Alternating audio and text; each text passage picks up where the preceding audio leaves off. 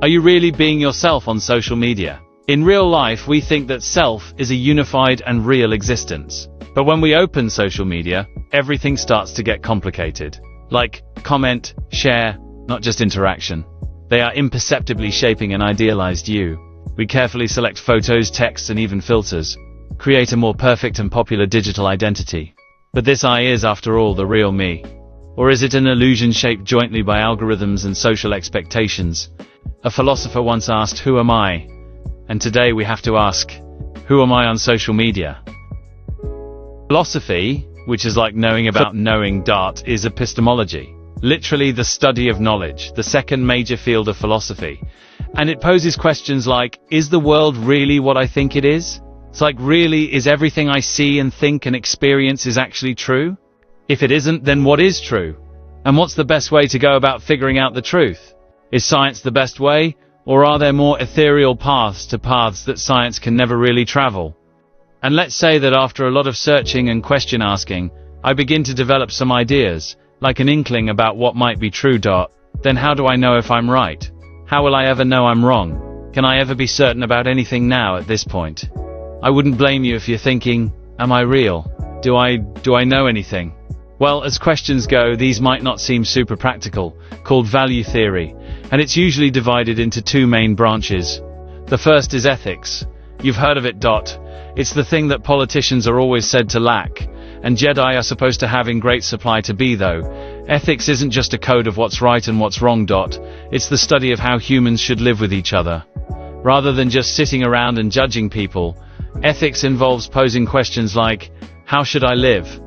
Is there any reason that I should treat, say, strangers differently than the people I love? And for that matter, do I owe anything to myself? What about animals or the earth? And if I do have any of these obligations at all, where do they come from? Who says? Ultimately, whatever system you use to decide what's good or evil as human behavior goes, is determined by your values. That's why ethics is considered part of value theory. But the other part of value theory isn't about what's right. It's about what's beautiful. Aesthetics is the study of beauty and art. Now, the concept of beauty is talked about practically everywhere, from the media tar art school to Barber College. But for philosophers, the pursuit of aesthetics involves considering what beauty is, and whether it even exists. Aesthetics is a part of value theory because beauty and art are things we value and evaluate. Evaluate. In the real world, we are one version of ourselves. Online, we become someone else. But who are we really? Are we the photo with the most likes, or the one with 10 filters? On social media we perform. As Irving Goffman said, life is a stage. We step into the spotlight, adjust our expressions, rehearse captions, and become the version others want to see. And then we start to look in the mirror, not to see ourselves, but to see how others see us. Charles Cooley called it the looking glass self. We shape our identity through imagined judgments of others. So we start curating. We turn ourselves into a brand. Highlight reels, aesthetic feeds, personal logos. We become more like products, and less like people. Meanwhile, our offline selves wait in silence. Less polished, less perfect, more vulnerable, more real. Shift between versions. The online self that shines and the offline self that hides.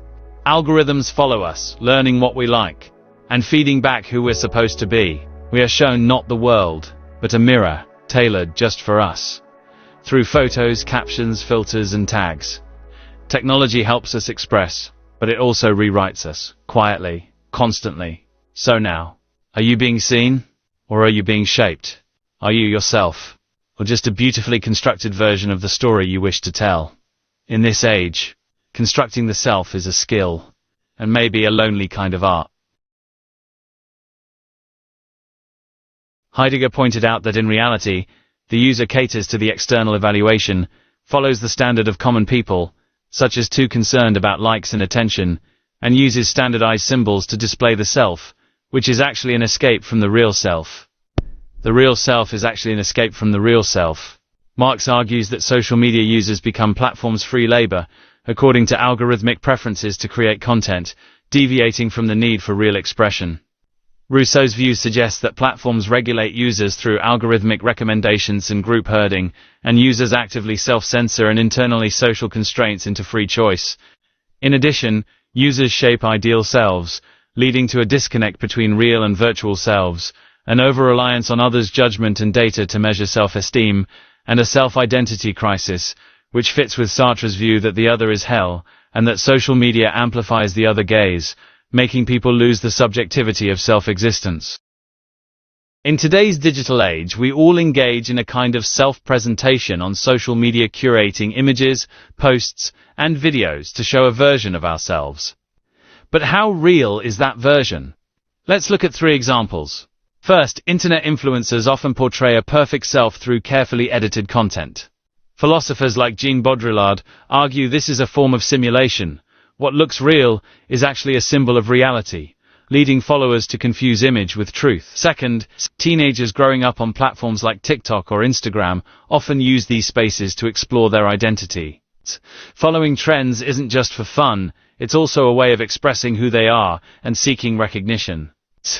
Charles Taylor's theory of the politics of recognition explains that identity forms through others' feedback, like likes and comments, which can both empower and create pressure.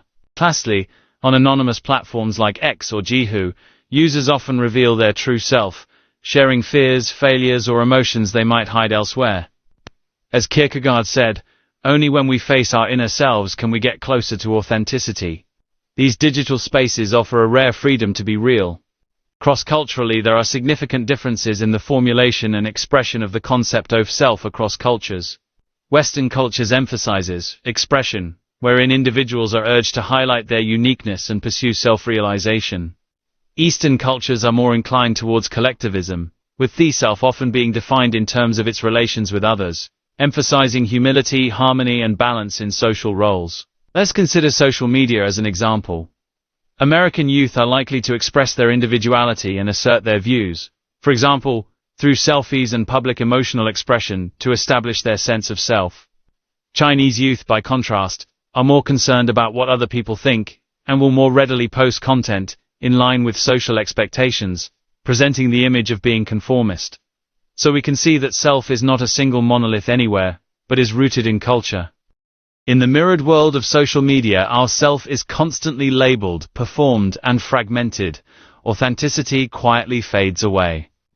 Philosophy reminds us that to reconstruct the authentic self, we must return inward through meditation and self-reflection, freeing ourselves from the grip of external evaluations. But can social platforms truly not accommodate sincerity and subjectivity? Perhaps they can serve as channels for genuine expression, provided we can distinguish between what is voluntarily shared and what is merely an illusion shaped by algorithms. As AI begins to shape our digital identities, our digital self faces serious ethical challenges. Who owns our data? Do we still have the right to be ourselves? Looking ahead, philosophy cannot stand alone. It must work in tandem with psychology, sociology, and communication studies to address data ethics and digital personhood, and to explore a future of digital existence that is both free and authentic.